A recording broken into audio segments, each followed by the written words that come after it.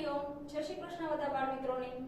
સાર્થક વિદ્યા મંદિર ઓનલાઈન શિક્ષણની YouTube channel પર આપ સર્વે બાળકોનું સ્વાગત છે। આપણે પાઠ્ય પુસ્તકમાં 9મા પાઠનો અભ્યાસ કરી રહ્યા છીએ। 9મો પાઠ ચઢીએ ઊંચા ચઢાણ। આપણે પહેલા વિડિયોમાં જોયું કે સંગીતા અરોરા છે એ ઉત્તરકાશીની સંસ્થામાં પર્વતારોહણ શીખવા માટે જોડાઈ છે। પહેલો દિવસ હોય કેમ્પિંગનો, ત્યારે એને જે અનુભવ થાય છે તેનું જે વર્ણન છે એ આ પાઠમાં કરેલું છે। બીજા દિવસથી પાઠની શરૂઆત થાય છે। પહેલા દિવસનો જે થાક લાગ્યો હોય એ બધી વાત થાય છે।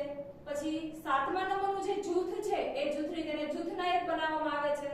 નવા જૂથમાં એ જોડાય છે, જૂથના વ્યક્તિઓને મળી અને તે ખુશ હોય છે।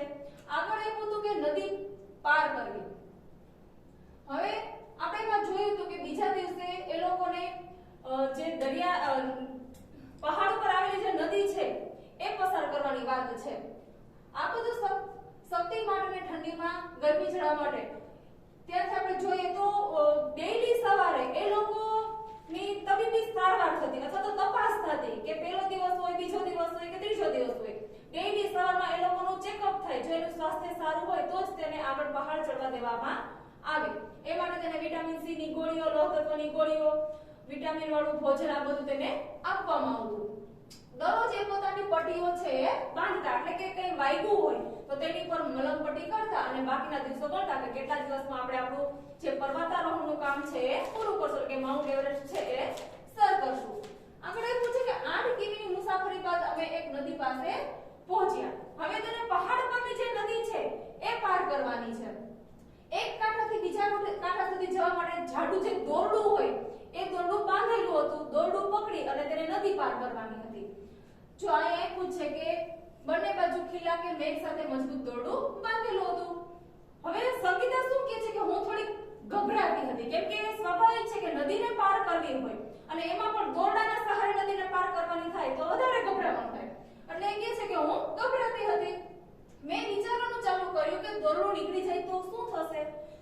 એની જગ્યાએ જો આપણે હોય તો આપણે પણ એ જ વિચાર આવે કે જો દોરડું તૂટી જાય કે દોરડું છૂટી જાય આપણા હાથમાંથી તો આપણી સ્થિતિ શું થાય કે આપણે નદીમાં ડૂબી જાય। હું નદીની પહોળાઈનો અંદાજ લગાવવા પ્રયત્ન કરતી હતી। સંગીતા છે એ વિચારે છે કે નદી કેટલી પહોળી છે, કેટલી ઊંડી છે, ક્યાં ખાડા આવે છે, આવું બધું તે વિચારતી હોય છે। આગળ જોઈએ પાના નંબર 89 પર। અમારા પ્રશિક્ષકે પોતાની કમરની આસપાસ દોરડું બાંધ્યું, તેની પર કડી ભરાવી। જો આપણે જોયું હોય તો જે લોકો ટ્રેકિંગ કરતા હોય એ લોકો પોતાની કમર સાથે એક હૂક બાંધેલો હોય અને એ હૂકનો જે બીજો છેડો છે એ કોઈક એવી જગ્યાએ અટવાવેલો હોય કે તમે પડો તો એ હૂકના દ્વારા તમે જો પડ્યા હો તો પણ તમે અટકી જાઓ કે બચી જાઓ। તો કમરની આસપાસ દોરડું બાંધ્યું અને તેની પર કડી ભરાવી હતી। આપણે એક ટીવીમાં શો આવે છે ખતરો કે ખેલાડી, તમે જો એ જોયો હોય તો તમને ખ્યાલ હોય કે કડી છે એ કમરમાં બાંધેલી હોય, જો કોઈ પડી જાય તો પણ એ બચી જાય છે, તેને વાગતું નથી। એટલે એવી કડી છે એના કમર સાથે બાંધેલી હતી। તે કડી નદી પરથી પસાર થતા જાડા દોરડામાં પરોવેલી હતી। ઠંડા પાણીમાં ચાલતા ચાલતા તે બીજી બાજુ પહોંચ્યા। હવે પાણીની અંદર છે એટલે કે નદીની અંદર છે એ જવાની શરૂઆત થાય છે। સડકથી વહેતી નદીમાં જવા કોઈ તૈયાર હતું નહીં। હવે નદીનો પ્રવાહ છે એકદમ ફાસ્ટ હોય એટલે નદીના પ્રવાહમાં આગળ જવાની કોઈને ઈચ્છા થતી નથી, કેમ કે બધાને ડર હતો, બધા ગભરાતા હતા। એટલે કોઈની એવી ઈચ્છા નહોતી કે કોઈ પહેલા જાય અને શરૂઆત કરે। દરેક જણ એકબીજાને પહેલા મોકલવા ધક્કા મારતા હતા। બધા એકબીજાને આગ્રહ કરે કે પહેલા તું જા, પહેલા તું જા, તું જા, પછી તમે જોઈએ, પછી અમે જઈએ, આવું બધા છે અંદર અંદર એકબીજાને કહેતા હોય છે। તે હારમાં હું છેલ્લે ઊભી હતી, એ આશાએ કે મને કોઈ જોઈ જશે નહીં, કે એને કોઈ જોઈ શકે નહીં। સંગીતા શું કરે છે કે એ જે છોકરીની હાર હતી એમાં છેલ્લે ઊભી રહે છે। એ એવું વિચારે છે કે મને કોઈ કે પહેલા જોવે નહીં। પણ અમારા પ્રશિક્ષક હાથમાં કડી અને દોરડું લઈ મારી પાસે આવ્યા। હવે એના જે ગુરુ છે બ્રિગેડિયર જ્ઞાનસિંહ એ સંગીતાની તરફ આગળ વધે છે અને એને કહે છે કે હવે તમારો વારો। એ કહેવા માટે આગળ આવે છે। સંગીતા શું કહે છે કે ગુરુને આવતા જોઈને મને લાગ્યું કે હવે કે હું છટકી શકીશ નહીં। હું તૈયાર થઈ ગઈ પણ હિંમત ચાલતી ન હતી। સંગીતા જવા માટે તૈયાર હતી પણ તેને ડર લાગતો હતો, ગભરાતી હતી। એટલે શું કહે છે કે મને હિંમત થતી નહીં. સંગીતા છે એવું વર્તન કરે છે જાણે એને ડર લાગતો નથી. એટલે સાહેબને ખબર પડતી નથી કે સંગીતાને ડર લાગે છે. તેમણે મોઢેથી કહ્યું, સંગીતા મેડમ માટે 3 હર્ષના. હવે બ્રિગેડિયર જ્ઞાનસિંહ છે એ સંગીતા પાસે આવે છે, તેને કડી વાળું જે દોરડું છે એ આપે છે અને કહે છે કે સંગીતા બેન માટે કે તમે હર્ષના એટલે કે તેને ઉત્સાહ વધારવા તમે તાલીઓનો નાદ કરો એવું એ જણાવે છે. અને મને ખબર પડે તે પહેલા કોઈ મને ધીમેથી પાણીમાં ધક્કો માર્યો. હવે બ્રિગેડિયર જ્ઞાનસિંહ એને કડી આપે છે એટલે હજી તો એ કંઈક વિચારે એ પહેલા જ એને કોઈ પાછળથી ધક્કો મારી દે છે. મને મારા પગ થીજી ગયા હોય એવો અનુભવ થયો. સંગીતા શું કહે છે કે મને કે કોઈ ધક્કો માર્યો તો મારા પગ છે જાણે થીજી ગયા હોય એવો મને કે અનુભવ થાય છે. હું ધ્રુજવા લાગી, મારા દાંત જકડાઈ ગયા. મેં દોરડું પકડ્યું અને મક્કમતાથી મારા પગ નદીના તટ પર મૂક્યા. સંગીતા શું કહે છે કે મેં બહુ હિંમત સાથે કે આગળ વધવાની શરૂઆત કરી. હવે આગળ એવું છે કે પાણી મારા ગળા સુધી પહોંચી ગયું. નદીની વચ્ચે મારું સંતુલન જતું રહ્યું. હવે પાણીમાં જેવી ઉતરે છે એટલે એનું સંતુલન છે એ વિખાઈ જાય છે. હું લપસવા લાગી. હું ખૂબ જ ડરેલી હતી. નદીમાં જવાનું થાય છે એટલે સંગીતાને ડરનો અનુભવ થાય છે. ખૂબ ઠંડી પણ લાગતી હતી કેમ કે નદીનું પાણી છે ઠંડુ હોય એટલે ઠંડા પાણીમાં એ ઠંડીને કારણે પણ ધ્રુજે છે અને ડરના કારણે પણ એ ધ્રુજવા લાગે છે. દોરડું મારા હાથમાંથી સરકી રહ્યું હતું. જે દોરડું બાંધ્યું હતું એ સંગીતાના હાથમાંથી સરકવા લાગ્યું.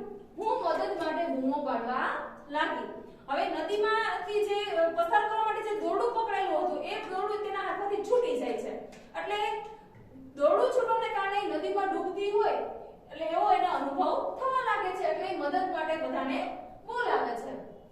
મને લાગતું હતું કે હું નદીમાં તણાઈ જઈશ. હવે સંગીતાને શું લાગે છે કે નદીમાં કે હું કે હવે તણાઈ જઈશ, પણ ના, મેં જોયું કે હું કડીથી દોરડા સાથે બંધાયેલી હતી. પહેલા તેને એવું જ લાગ્યું કે દોરડું મારા હાથમાંથી છૂટી ગયું એટલે હવે કે હું નદીમાં પડી ગઈ એટલે હું નદીમાં ડૂબી જઈશ એવો તેને અનુભવ થાય છે. પછી તેને ખ્યાલ આવે છે કે મારી કમર સાથે જે કડીવાળું દોરડું બાંધેલું છે એના કારણે કે હું સલામત રહીશ એને ખ્યાલ આવી જાય છે. પછી તે નિશ્ચિત થઈ જાય છે. હું અવાજ સાંભળી શકતી હતી. દોરડું પકડો, દોરડું પકડો. દોરડું તેના હાથમાંથી છૂટી ગયું ત્યારે એને ડર હતો. પછી એને ખબર પડે છે કે કડી સાથે જે દોરડું બાંધેલું હતું એની કમર સાથે બાંધેલો છે એટલે એને ખ્યાલ આવી જાય છે કે હું પડીશ નહીં, કે હું બચી જઈશ. એટલામાં એને અવાજ સંભળાય છે કે દોરડું પકડો, દોરડું પકડો.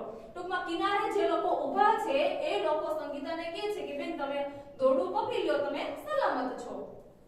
મેં જેમ તેમ દોરડું પકડવા પ્રયત્ન કર્યો અને મારી જાતને આગળ ધકેલી. સંગીતા છે એ ડરમાં ને ડરમાં દોરડું પકડી લે છે અને આગળ વધવાની શરૂઆત કરે છે. ધીમેથી થોડી હિંમત સાથે હું નદી કિનારે પહોંચી. હવે સંગીતા છે એ હિંમત ભેગી કરીને આગળ વધે છે અને નદીના કિનારા સુધી પહોંચે છે. હું નદીમાંથી જ્યારે બહાર આવી ત્યારે મને અનહદ ખુશી હતી. જ્યારે નદીના કિનારે પહોંચી ત્યારે ખૂબ જ ખુશ હતી કેમ કે નદી છે એને કોઈ વસ્તુ વગર, વસ્તુ મતલબ કે હોડી કે નાવ તેના વગર એને પાર કરી લીધી. દોરડાના સહારે નદીના એક કિનારેથી બીજા કિનારા સુધી પહોંચી ગઈ તેનો તેને આનંદ હતો એટલે તે ખૂબ જ ખુશ હતી. પડકારરૂપ કાર્ય પાર પાડવાની ખુશી હતી કે મુશ્કેલી ભર્યું જે કામ હતું એ કામ એને સરળતાથી પૂર્ણ કર્યું તેના માટે તે ખુશ હતી. હવે કિનારે ઊભી રહીને હું બીજાઓને દોરડું મજબૂતાઈથી પકડવા કહેતી હતી. હવે સંગીતા શું કરે છે કે કિનારે જે લોકો ઊભા છે એ લોકોને હિંમત આપે છે. એના જે કોઈ બીજા ડરતા હોય એ લોકોને હિંમત આપે છે કે તમે કે દોરડું છે એ મજબૂતાઈથી પકડી લ્યો. એ કિનારે ઊભા ઉભા બીજા લોકોને સલાહ આપે છે અને મદદ કરે છે. મને ખબર હતી કે આ આત્મવિશ્વાસ સાથે હિંમતભેર પડકારનો સામનો કરવાનું પરિણામ હતું. સંગીતા શું કહે છે કે મને ખબર હતી કે આજ મેં આત્મવિશ્વાસ બતાવ્યો છે. એ આત્મવિશ્વાસ અને મારી જે હિંમત છે એ હિંમતનો સામનો કરવા માટે જ કે આ મને પરિણામ મળેલું છે કે હું સફળતાથી નદી પાર કરી શકી છું એવું એ કહે છે. આગળ આપ્યું છે શોધો અને લખો. જેમાં પહેલો પ્રશ્ન આપણે આપેલો છે પર્વતારોહણ કરવા કેવા પ્રકારના સાધનોની જરૂર પડે. હવે પર્વતારોહણ છે એ કરતી વખતે ઘણી બધી વસ્તુ સાથે રાખવી પડે. એમાં તે માઉન્ટ એવરેસ્ટ જેવું જે પર્વત સર કરવાનો હોય તો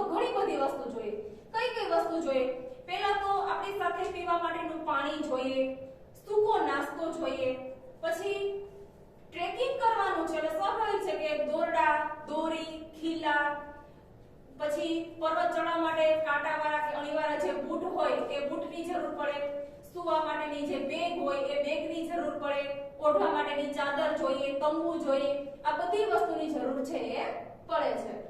પછી બીજો પ્રશ્ન આપ્યો છે કે તમે ક્યારે કડી અને દોરડું બીજા કોઈ કાર્ય માટે ઉપયોગ થતું જોયું છે? ક્યાં? તો કે હા, આપણે કડી અને દોરડું આ બંનેનો ઉપયોગ થતા જોયો હોય. જો તમે કોઈ જોયું હોય તો કૂવામાંથી પાણી જે હાથેથી સિંચીને કાઢતા હોય તેમાં કડી અને દોરડાનો ઉપયોગ થતો હોય. એ પાણી છે એ કૂવાની અંદર હોય તો મોટર નહીં પણ હાથેથી દોરડા વડે ખેંચી અને પાણી ઉપર લઈ આવવામાં આવતું હોય. ત્યાર પછીનો પ્રશ્ન છે કે જો તમારે પર્વત પરની નદી પાર કરવી હોય તો તમે બીજા કયા ઉપાયો કરી શકો? કે પર્વત પરની નદી પાર કરવી હોય તો તમે બીજા કયા ઉપાયો કરી શકો? સંગીતા અરોરાને તો દોરડું હતું, કડી હતી, એના સહારે તેને નદી પાર કરી. આપણે પાર કરવાની થાય તો શું કરીએ? તો જે આપણે જેને બોટિંગ કરેલું હશે એને ખ્યાલ હશે કે નદી પર આપણે બોટિંગ કરીએ એટલે હવાવાળી જે બેગ હોય એ બેગ આપણે પહેરાવતા હોય, જે જેકેટ ટાઈપ હોય એ આપણે પહેરાવતા હોય, જેથી કરીને આપણે જો નદીમાં પડીએ તો પણ આપણે ડૂબીએ નહીં. પછી તમે જો કોઈ વિડિયો જોયા હોય તો તમને ખબર હોય કે આપણો દેશી જુગાડ પાણીની બોટલના જે સીસા હોય એ સીસા કમરની ફરતે બાંધી દે જેથી કરીને કોઈ પાણીમાં પડ્યું હોય તો એ ડૂબે નહીં. આગળ એ પૂછે કે શા માટે પર્વતો પર આપણને વધારે શક્તિની જરૂર પડે? હવે જુઓ, આપણે સામાન્ય રીતે કોઈ સપાટ જગ્યાએ ચાલવાનું થાય તો આપણે સરળતાથી ચાલી શકીએ, પણ હવે પર્વત પર ચડવાનું હોય તો વધારે શક્તિની જરૂર શા માટે પડે? તો કે સૌથી પહેલા તો પર્વતનો જે આકાર છે એ આકાર આપણે જોઈએ તો પર્વત ઉપર જ્યારે આપણે ચડવાનું થાય તો પૃથ્વીથી આપણે ઉપરની તરફ જવાનું થાય એટલે સ્વાભાવિક છે કે આપણી એનર્જી વધારે વપરાય. હવે આપણે બધા ગુરુત્વાકર્ષણ બળના કારણે જમીન સાથે જોડાયેલા છે અને ગુરુત્વાકર્ષણનું બળ છે એ પૃથ્વીની નીચે એટલે કે ઉપરથી લઈને નીચે સુધીનું છે એટલે નીચે આપણે પૃથ્વી સાથે જકડાયેલા છીએ. હવે પૃથ્વીથી આપણે ઉપર જઈએ એટલે વધારે શક્તિની જરૂર પડે. બીજું કે પર્વતના રસ્તા છે એ ખાડા ખબડાવાળા, ઊંચા ચઢાણવાળા, સાંકડી ગલી, પથ્થરવાળા, કાંટાવાળા આવા બધા રસ્તા હોય જેમાં આપણે જુદી જુદી મુશ્કેલીનો સામનો કરવો પડતો હોય એટલે વધારે શક્તિની જરૂર છે એ આપણને પડે છે. ત્યાર પછી એ પૂછે કે તમે ક્યારે બીજા કોઈએ સાહસિક કામ કર્યું હોય એવું સાંભળ્યું છે? ક્યું? કે તમે કોઈ બીજા વિશે એવું સાંભળ્યું છે કે જેને સાહસિક કામ કર્યું? તો કે હા, આપણે જો ખાસ કરીને ચોમાસાની વાત કરીએ તો ચોમાસામાં વધારે વરસાદ થયો હોય તો પૂરની પરિસ્થિતિ સર્જાણી હોય તો પૂરની પરિસ્થિતિ જે વિસ્તારમાં હોય એ વિસ્તારમાં ઘણાને એવું થતું હોય કે જેના મકાન છે નીચાણવાળા વિસ્તારમાં હોય ને અચાનક પાણીના પ્રવાહમાં ઘર ડૂબી ગયા હોય તો અંદર રહેલા વ્યક્તિ છે એ પણ પાણીના પ્રવાહમાં તણાતા હોય તો એ તણાતી વ્યક્તિને ઘણા લોકો છે બચાવતા હોય. પછી ઘણીવાર તમે જો વિડિયોમાં કે ક્યાંય કશે જોયું હોય તો તમને ખ્યાલ હોય કે કોઈ પ્રાણી છે એ પ્રાણીએ પાણીના પ્રવાહમાં તરતા હોય તો એ લોકો છે એ પ્રાણીને પણ બચાવતા હોય. આપણે ટૂંકમાં કુદરતી કોઈ પણ આફત હોય એ આફતના સમયમાં આપણે કોઈક ને કોઈક વ્યક્તિને બીજા લોકોની મદદ કરતા જોયા હોય. આગળ એ પૂછે તમે ક્યારે કોઈ સાહસિક કામ કર્યું છે? જો હા તો તમારા વર્ગમાં કહો અને તેના વિશે તમારા શબ્દમાં લખો. કે અન્ય લોકોની જેમ તમે ક્યારે સાહસિક કાર્ય કરેલા છે? જો હા તો આપણે તેની ચર્ચા કરવાની છે. સાહસિક કામ એટલે કેવા કામ હોય? માનો કે કોઈ તમે નાની ઉંમરના બાળકો છો એટલે સ્વાભાવિક છે કે તમારું જે સાહસિક ભર્યું કાર્ય છે નાનું હોય અથવા તો ઓછું હોય પણ એ તમારી જે સાહસ વૃત્તિ છે એ બતાવે છે. માનો કે કોઈ ખુલ્લી ગટર હોય એમાં કોઈ પ્રાણીનું બચ્ચું પડી ગયું હોય તમે એને બચાવો તો એ પણ સાહસ ભર્યું કાર્ય કહેવાય. માનો કે કૂતરાનું જે ગલુડિયું હોય એ ગલુડી પાણીમાં પડી ગયું હોય કે ગટરમાં પડી ગયું હોય તમે તેને બહાર કાઢો. હવે સ્વાભાવિક છે કે કૂતરાનો સ્વભાવ કેવો હોય કે કરડી લે તો તમે એ કરડવાના ડર વગર તમે બચ્ચાને બચાવો છો તો એ પણ એક સાહસ ભર્યું કાર્ય છે એ કહેવાય છે. આગળ એક પૂછે ખડકો પર ચડવું. અમારે ટેકલા ગામ પહોંચવા 15 કિમી ચાલવાનું હતું. હવે આગળ ટેકલા ગામ આવે છે ત્યાં પહોંચવા માટે 15 કિલોમીટર જેટલું ચાલવાનું હતું. તે ગામ 1600 મીટરની ઊંચાઈએ હતું. જો જમીનથી 1600 મીટરની ઊંચાઈએ એ ગામ આવેલું હતું. અમારી પીઠ પર લટકાવેલા થેલામાં અમારે જરૂરી બધી વસ્તુઓ જેવી કે જુઓ હવે ટ્રેકિંગ માટે કઈ કઈ વસ્તુ જોઈએ એ બધી આપી છે. જેમાં આપ્યું છે ખોરાકના પડીકા, પાણીની બોટલ, દોરડું, કડી, પ્લાસ્ટિકની સીટ, ડાયરી, રૂમાલ, સાબુ, કોટ, સિસોટી, ગ્લુકોઝ, ગોળ, ચણા અને બીજો નાસ્તો. આટલી વસ્તુ છે એ જરૂરી જે બધી સાથે રાખી. અને ઊંચાઈવાળા જો વિસ્તારમાં જવાનું થાય તો ઓક્સિજનના બાટલા પણ સાથે રાખવાની જરૂર પણ પડતી હોય છે. આગળ આપ્યું છે અમે પગથિયા જેવા ખેતરમાં ફળો અને શાકભાજી વાવેલા જોઈ શકતા હતા. જો હવે પહાડવાળા વિસ્તાર હોય તો ત્યાં ખેતર છે એ સપાટ મેદાન ન હોય, તે પણ પગથિયાની જેમ પગથિયાના આકારના જ ખેતર હોય. એક પગથિયું, બીજું પગથિયું, ત્રીજું પગથિયું, એવી રીતે ખેતરના શીપ હોય. એમાં છે એ શાકભાજી ને અનાજ, કઠોળ ને બધું વાવેલું છે એ બધું જોઈ શકતા હતા. અમે કર્નલ રામસિંહને 90 મીટરની ઊંચાઈએ સપાટ ખડક ઉપર ખીલા અને દોરડા સાથે ઉભેલા જોયા. જુઓ હવે આગળ આવ્યા છે કર્નલ રામસિંહ. એ 90 મીટરની ઊંચાઈએ સપાટ જે ખડક હતો એ ખડક ઉપર ખીલા અને દોરડા સાથે ઉભેલા બધાને દેખાય છે. અમને પહેલા ખડકનું સાવધાનીપૂર્વક અવલોકન કરવામાં કહેવામાં આવ્યું. હવે જુઓ આપણે પાઠની શરૂઆતમાં જોયું હતું કે જે જૂથ નાયક છે એને શું કરવાનું હોય કે એને એના જૂથ માટે તમામ સુવિધા ઉપલબ્ધ રાખવાની હોય. એ કોઈ ને આરામ કરવો હોય જૂથને તો આરામ કરવા માટે પણ સારી જગ્યા શોધવી. જો અહીંયાનું આપણે બતાવે છે કે ખડકનું સાવધાનીપૂર્વક અવલોકન કરવાનું કીધું કે ખડકને પહેલા તમે સાવધાનીથી જોઈ લો અને પછી આપણે આગળ કામ છે એ વધારીએ. અને જ્યાં અમે અમારા હાથ અને પગ મૂકી શકીએ તે જગ્યાઓ ઓળખવા કહેવામાં આવ્યું. હવે એને શું કહેવામાં આવે છે કે પહેલા તમે એ જગ્યાનું નિરીક્ષણ કરો અને તમારી હાથ અને પગ મૂકી અને જગ્યા કેવી છે એ તમે શાંતિથી જુઓ.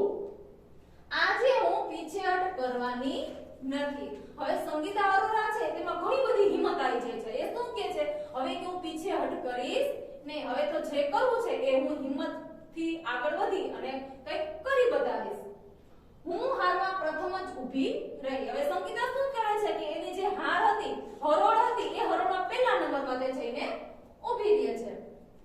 આગળ એ પૂછે કે અમારા પ્રશિક્ષકે પોતાની કમરની આજુબાજુ દોરડું બાંધ્યું, કડી બાંધી અને લટકેલું જાડું દોરડું પકડ્યું. હવે એના જે શિક્ષક છે એને શું કર્યું કે કમરની આજુબાજુ જે દોરડું હતું એ બાંધ્યું અને કડી સાથે ભરવી દીધું અને લટકેલું જાડું દોરડું પકડ્યું. જો અહીં આપણે ચિત્રમાં દેખાય છે કે આ છે એ પર્વત ચડી રહ્યા છે. હવે જે લટકતું દોરડું હતું એ લટકતું દોરડું છે એ પકડે છે. તેઓએ દોડતા હોય તેમ ચડવાનું ચાલુ કર્યું. હવે એમના જે ગુરુ છે એમને તો ઘણો બધો અનુભવ એટલે દોડી અને સીધા ચડવા લાગે છે, કેમ કે એને પહાડ ચડવો એ એના માટે રમત વાત હતી. મેં પણ મારી કડી બાંધી પણ જેવું મેં મારું પહેલું ડગ ભર્યું ને હું લપસી પડી. હવે સંગીતા શું કહે છે કે મને હિંમત આવી ગયેલો, હું કે ગુરુની જેમ કે દોરડું પકડી અને દોડવા ગઈ પણ મારો પગ લપસી ગયો અને ત્યાં દોરડાથી હિંચકા ખાવા લાગી. હવે જ્યાં દોરડું બાંધેલું હતું એ દોરડું છે એ પકડીને ચડે છે પણ હાથમાંથી છટકી જાય છે. એટલે જો આ હિંચકો તમને દેખાય છે કેવી રીતે હિંચકા ખાવા લાગે છે, દોરડું તેના હાથમાંથી મુકાઈ ગયું છે.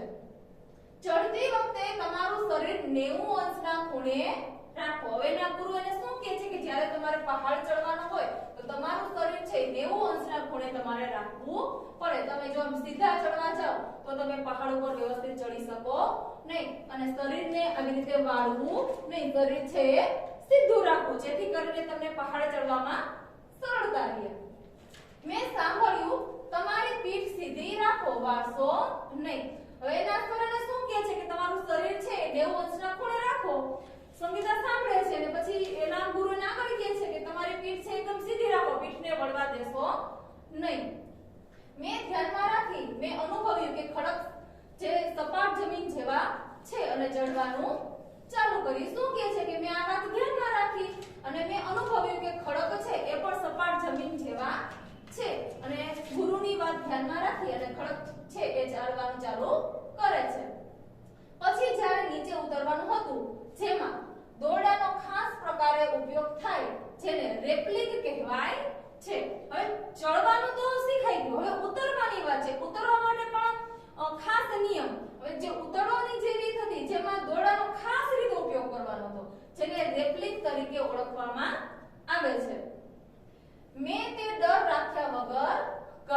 સંગીતા શું કહે છે કે મેં રેપલિંગ છે એ પણ ડર રાખ્યા વગર એટલે કે હિંમત બતાવી અને સરળતાથી કામ છે એ પાર પાડી દીધું.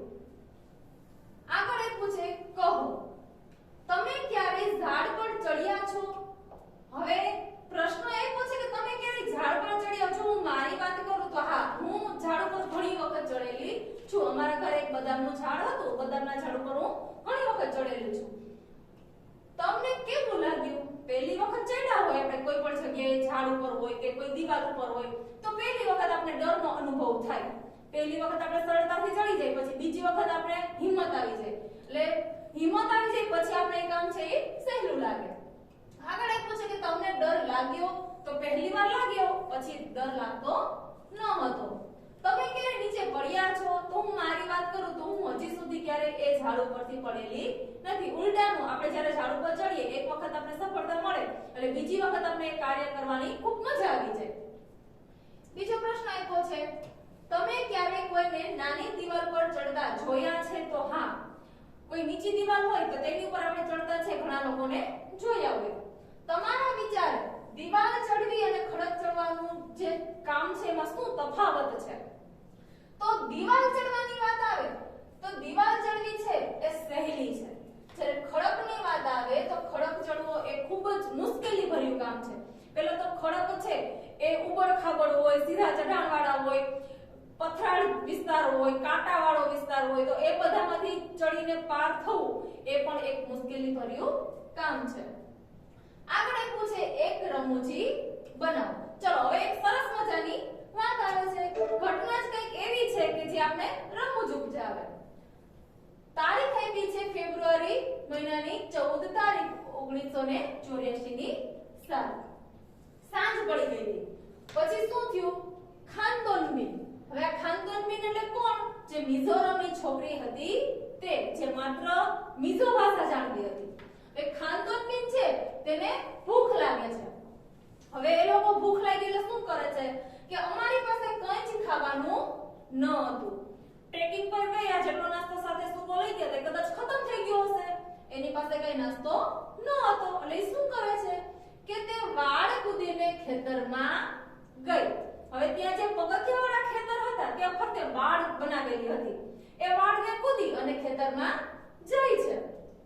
તેણે ઝડપથી બે મોટી કાકડી તોડી અને પાછી આવી ગઈ. હવે ખાનદોનબીન શું કરે છે? ખેતરમાં જાય છે. ખેતર છે એ કાકડીનું ખેતર હતું.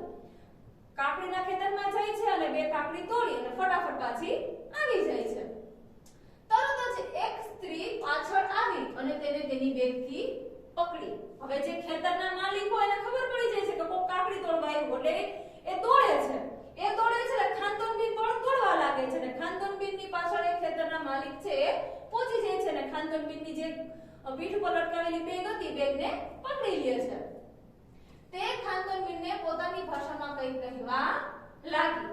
હવે આપણને ખબર જ છે કે ખાનદોનબીન છે એ મિઝો ભાષા સિવાય બીજી કોઈ જ ભાષા જાણતી ન હતી. હવે જે ખેતરના માલિક છે એ પોતાની ભાષામાં કંઈક કહે છે.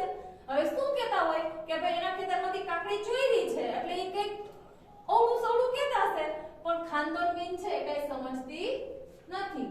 અમે તે શું કહી રહી છે એ સમજી શકતા ન હતા. ખાનદોનબીન તો નહોતી સમજતી પણ સંગીતા અરોરા પણ કંઈ સમજી શકતી ન હતી કે એ શું કહેવા માંગે છે. ખાનદોનબીન તેને મિઝો ભાષામાં કંઈક કહે છે. હવે કોઈ કોઈની ભાષા જાણતો નથી એટલે ખાનદોનબીન છે એ પણ મિઝો ભાષામાં કંઈક સમજાવવાનો પ્રયત્ન કરતી હતી પણ સમજી શકતા ન હતા. ખાનદોનબીનની ભાષા સ્વાભાવિક છે કે બીજાને પણ ના આવડી હોય અને જે પહાડી વિસ્તાર છે ત્યાં તો પહાડી ભાષા જે હોય એ બોલાતી હોય તો ખાનદોનબીન છે એ કંઈક સમજાવવા માંગે છે પણ એ ખેતરના માલિક છે કંઈ સમજતા નથી. મેં હિન્દીમાં સમજાવવા પ્રયત્ન કર્યો. હિન્દીમાં એ સમજાવવાનો પ્રયત્ન કરે છે. કોણ? તો કે સંગીતા અરોરા. પરંતુ બંનેમાંથી એક પણ ભાષા તે સ્ત્રી સમજતી ન હતી. જો હવે પહેલી સ્ત્રી છે એ મિઝો ભાષા નહોતી સમજતી અને હિન્દી ભાષા પણ નહોતી સમજતી.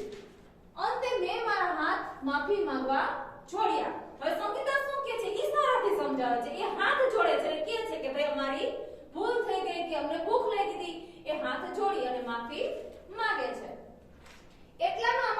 ખૂબ જ દૂર જતું રહ્યું. હવે આ બંને છે એ પેલી ખેતરની જે સ્ત્રી છે એની સાથે ચર્ચા કરતા હોય છે, એટલામાં એનું જે ગ્રુપ છે એ આગળ નીકળી જાય છે. અંધારું થઈ ગયું હતું.